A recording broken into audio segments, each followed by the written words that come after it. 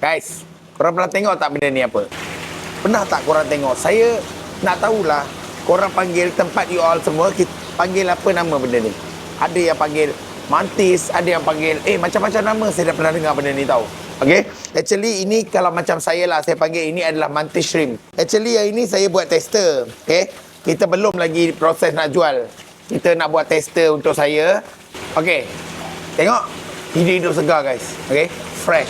Yang you all dapat maybe lah, ada yang kecil-kecil tu, ada yang dah mati, ada yang frozen, betul? Tapi dekat kita, hidup-hidup segar, fresh. Okay, so you all, saya nak tanya dekat you all, seafood apa lagi yang you all nak kita bawa masuk?